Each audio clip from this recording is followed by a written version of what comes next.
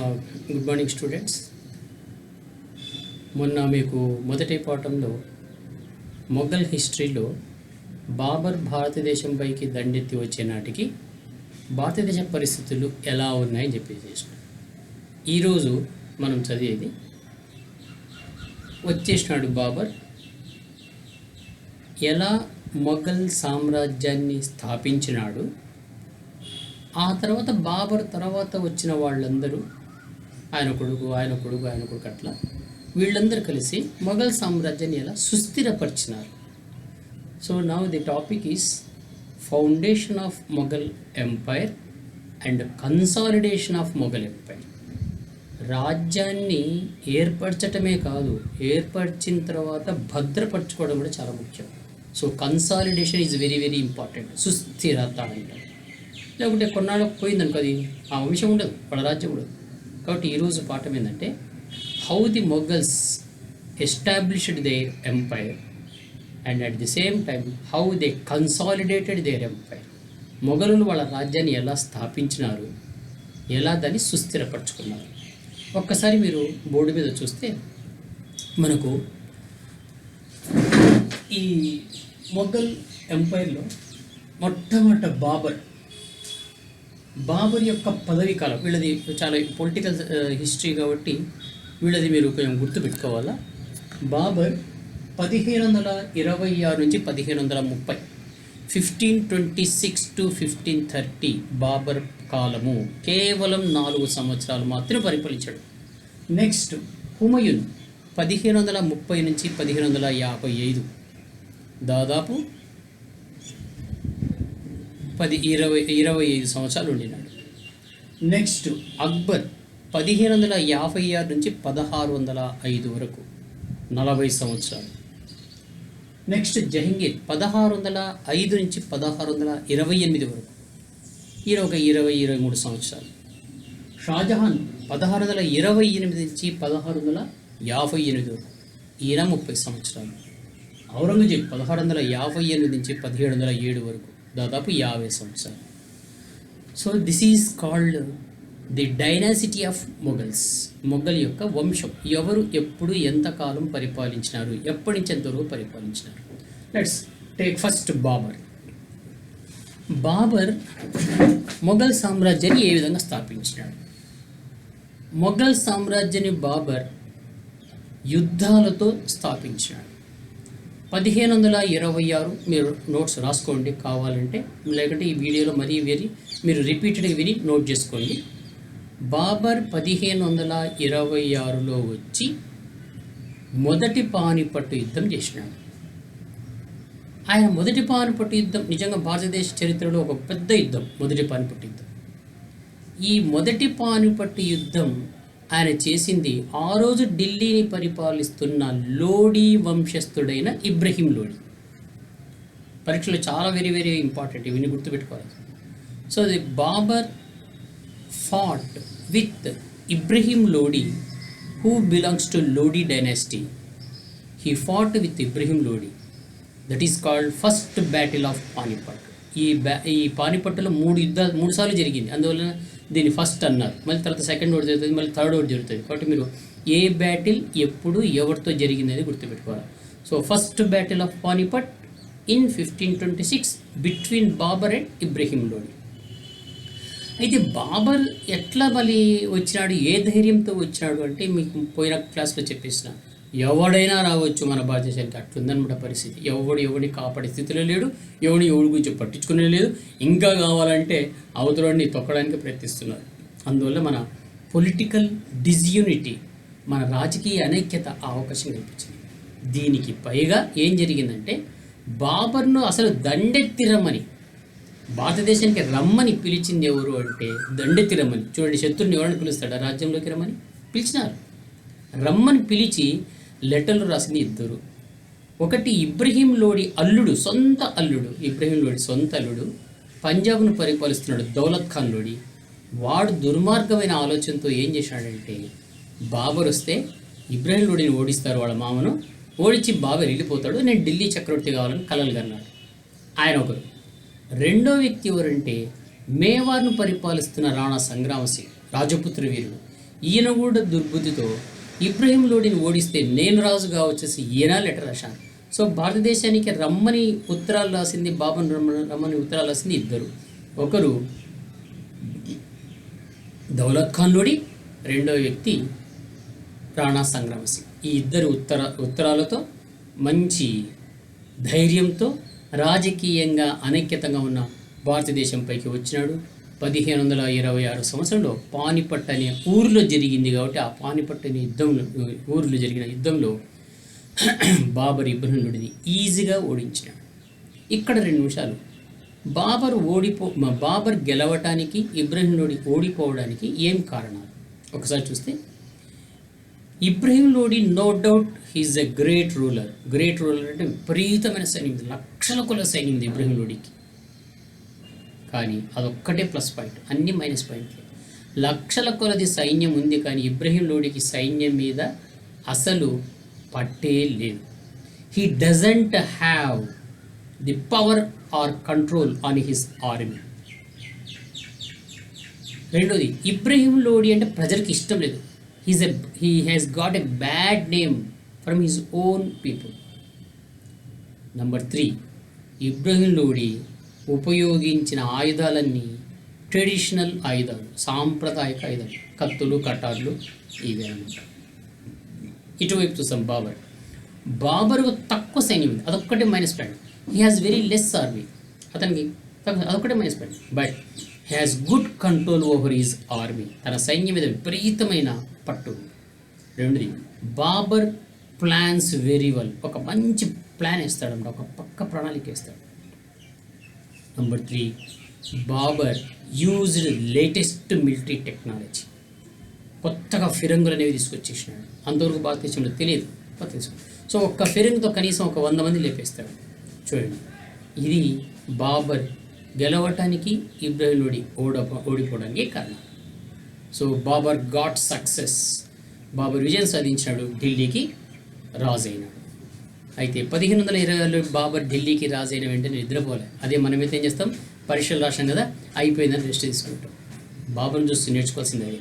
అతను శత్రువు కానీ వేదేశీ రాజు కానీ మనం నేర్చుకోవాల్సిన పాఠాలు ఉంటాయి. నెక్స్ట్ బాబర్, నేను ఇప్పుడు నిద్రపోతే నన్ను ఓడించేవాళ్ళు ఈ దేశంలో చాలామంది ఉన్నారు కాబట్టి ఎవరెవరైతే నాకు ప్రమాదకరం ఉన్నారో వాళ్ళని నేను ఓడించాలనుకున్నాడు. నెక్స్ట్ ఇయరే ప్రిపేర్ అయిపోయి he fought with Rana Sangram Singh. గుర్తున్నాడా Rana Sangram Singh? Rana Sangram Singh ఎవరో కాదు, బాబును రమ్మని ఉత్తరాలు రాసిన వ్యక్తి. ఇలాంటి వ్యక్తులుంటే నాకు ప్రమాదం అని చెప్పేసి he invaded on Rana Sangram Singh kingdom that is called Mewar. Mewar మీద యుద్ధం. సో రెండో యుద్ధం ఏం చేసినాడంటే బాబర్ మేవార్తో యుద్ధం, బ్యాటిల్ ఆఫ్ మేవార్. మొదటిది బ్యాటిల్ ఆఫ్ పానిపట్, రెండోది బ్యాటిల్ ఆఫ్ మేవార్. ఈ మేవార్ యుద్ధంలో same strategy, same army, same control. అక్కడ రాణా సంగ్రామ సింగ్ పోరాడినాడు కానీ హీ లాస్ట్ ఇట్. సో మరి బాబర్ గెలిచినాడు, రాణా సంగ్రామ సింగ్ ఓడిపోయినాడు. సో 1526లో మొదటి పానిపట్టు యుద్ధం, 1527లో మేవార్ యుద్ధం.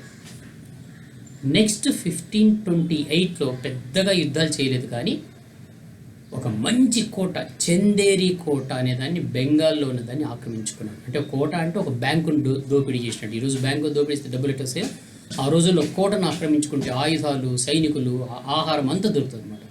సో 1528లో he annexed, he conquered the Chanderi fort. Chanderi కోటను ఆక్రమించుకున్నాడు 1528. Last 1529, 1529 he invaded on Bengal. దాన్ని గోగ్రా యుద్ధము అంటారు. So battle of Ghaghra. ఈ గోగ్రా యుద్ధంలో ఆఫ్ఘన్స్ వాళ్ళ ఊర్లో శత్రువులు అనమాట, వాళ్ళు అంటే వాళ్ళ ఒరిజినల్ ఊరు ఆఫ్ఘనిస్తాన్. ఆఫ్ఘన్లో శత్రువులు గోగ్రా యుద్ధంలో ఆఫ్ఘన్స్ను ఓడించాడు. ఈ విధంగా బాబర్ చూడండి వరుసగా 1526లో మొదటి పానిపట్టు యుద్ధం, 1527లో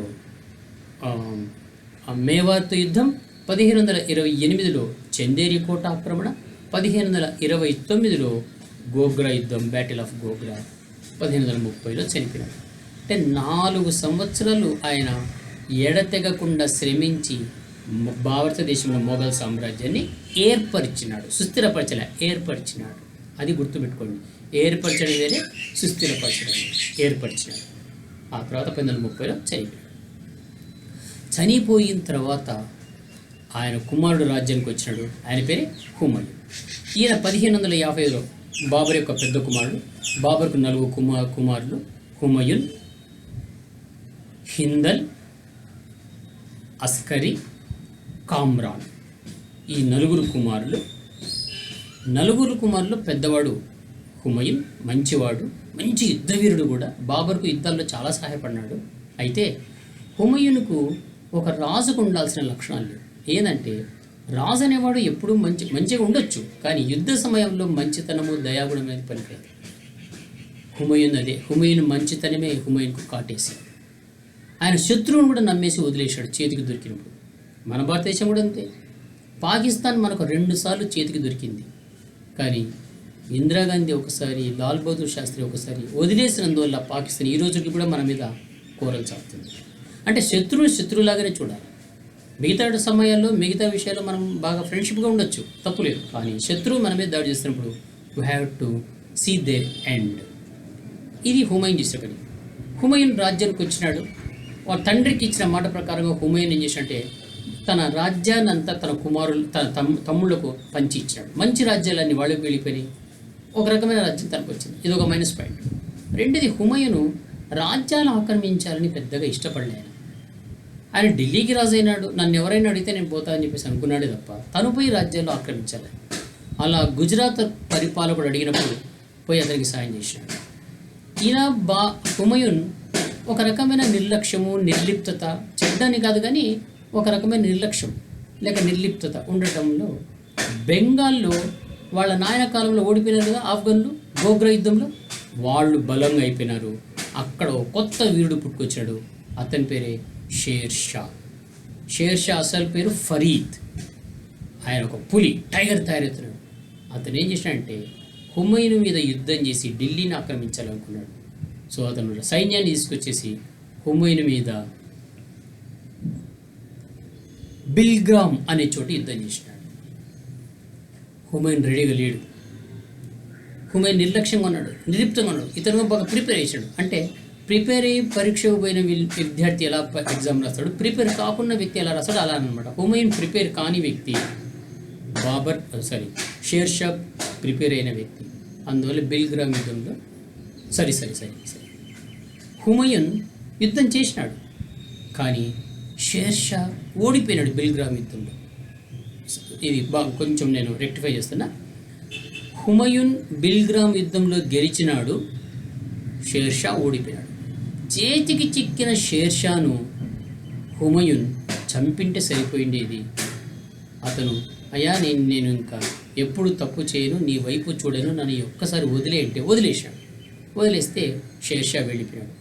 నేను విజయం సాధించిన కదా, నాకు శత్రువులు ఎవరు లేరు అని హుమాయూన్ ఏం చేశాడంటే 6 నెలలు గౌర్ అనే ప్లేస్లో రెస్ట్ తీసుకున్నాడు. చూడండి, 1 కాదు 2 కాదు, 6 నెలలు ఆ కోటలు, విందులు, వినోదాలు హాయిగా ఎంజాయ్ చేస్తుంది. అరే వెళ్ళిపోయిన శత్రువు ఏమైనా చేస్తాడా, ఏంది వాడి పరిస్థితి అని నిఘా పెట్టకుండా ఏం చేసినాడంటే వదిలేసినాడు. సేమ్ మనం కూడా ఇలానే చైనాతో జవహర్లాల్ నెహ్రూ చేసిన తప్పు ఇదే. చైనాను నమ్మినాడు. చైనా వాళ్ళు కౌగులించుకున్నారు, పంచశీల సూత్రాలు నమ్మినాడు. నమ్మితే జవహర్లాల్ నెహ్రూ ఏం తీసుకొచ్చినాడు, చైనా మన మీద యుద్ధం చేసింది. ఆయన ఇటు ఇండియాకి రాగానే వాళ్ళు యుద్ధం చేశారు 1962లో. మనం చాలా భూభాగం కోల్పోయాం. కాబట్టి శత్రువుని ఎప్పుడే కానీ మనం నమ్మకూడదు, నిర్లక్ష్యంగా ఉండకూడదు. ఇక్కడ హుమాయూన్ షేర్ షాను వదిలిపెట్టినందువల్ల షేర్ షా రెట్టింపు ఉత్సాహంతో వచ్చి ఈసారి హుమాయూన్ను కనూజ్ అనే యుద్ధంలో ఓడించేసాడు. ఆ యుద్ధంలో హుమాయూన్ పూర్తిగా ఓడిపోయి అడవుల పాలైనాడు. అంటే దాదాపు 1542లో ఓడిపోయిన హుమాయూన్ 13 సంవత్సరాలు అడవుల పాలై ఎక్కడ అవకాశం దొరకక తిరుగుతూ చివరకు తమ్ముళ్ళు కూడా సహాయం చేయనందువల్ల అదృష్టవశాత్తు ఆయన ఒక రాజపుత్రుల కోటలో ఆశ్రమం దొరుకుతుంది. ఆ రాజపుత్రుల కోటలో అమర్ కోట అంటారు, వాళ్ళు ఆశ్రయం ఇస్తారు. అక్కడ అక్బరు పుడతాడనమాట. అంటే ఆయన భార్య గర్భవతి, అప్పుడు అక్బర్ పుడతాడు. అక్బర్ పుట్టినప్పుడు కనీసం రాజు కొడుకు పుట్టినాడని చెప్పేసి చుట్టుపక్కల ఏ ఫంక్షన్ చేసుకుని ఎవరికి కూడా ఏమి ఇవ్వలేని స్థితిలో ఉంటాడు. అప్పుడు మనం ఈ కస్తూరి అంటారు కదా బిళ్ళలు, అలాంటి కస్తూరిని అందరికీ పంచిపెడుతూ అప్పుడు దేవుని ప్రార్థిస్తాడు. ఈ కస్తూరి యొక్క సుగంధం ఈ కోట అంతా ఇప్పుడు ఎలా వ్యాపించిందో నా కొడుకు కీర్తి అలా వ్యాపించాలని దేవుడు కోరుకుంటాడు. జస్ట్ ఇది ఒక కథలాగా వినండి. అట్లా అక్బర్ పుట్టిన తర్వాత చిన్నగా పరిస్థితులు మారుతాయి. అతనికి బైరామ్ ఖాన్ అనే ఒక వ్యక్తి మధ్యవర్తిగా ఉండి, హుమయూన్ మీరు కానీ అంగీకరించినారంటే నేను పర్షియా అనే ఒక రాజ్యం ఉంది, ఆ రాజు యొక్క సహాయం మీకు తీసుకొని మీకు సహాయం చేస్తాను, మీరు తిరిగి మీ రాజ్యాన్ని మీరు సంపాదించుకోవచ్చు అంటాడు. హుమయూన్ ఎస్ అంటాడు. బైరామ్ ఖాన్ పర్షియా రాజైన షా తామస్ అనే రాజు యొక్క సహాయంతో ఒక అంగీకారం కుదిరిస్తాడు. అతని దగ్గర సైన్యాన్ని తీసుకొని హుమయూన్ 1555లో తిరిగి వెళ్తాడు. వెళ్ళి తన తమ్ముళ్ళందరినీ ఓడిస్తాడు. ఆ సైన్యంతో ఢిల్లీ మీద దండెత్తుతాడు. ఆ టయానికి షేర్షా చనిపోయి ఉంటాడు. షేర్షా కొడుకు సికిందర్ షా ఉంటాడు. అతన్ని ఓడించేసి ఢిల్లీని ఆక్రమిస్తాడు. ఈ విధంగా 1542లో కోల్పోయిన రాజ్యాన్ని హుమయూన్ 1555లో ఆక్రమిస్తాడు. ఇది ఢిల్లీని తిరిగి ఆక్రమించడం. కానీ ఆక్రమించిన కొద్ది రోజులకే మిద్దె మీద ఆయన ప్రార్థన చేసుకొని దిగి వస్తూ మెట్లు దిగుతూ కాలు జారి కింద పడి చనిపోతాడు. ఈ విధంగా ఏమీ సాధించకుండానే హుమయూన్ ఎండ్ అవుతాడు. But he's a great warrior, he's a great general, he's a great man with some minus points. అందువల్ల యాక్చువల్గా హుమయూన్ అర్థం అదృష్టవంతుడు, కానీ హుమయూన్ ఇక్కడ చూస్తే దురదృష్టవంతుడు.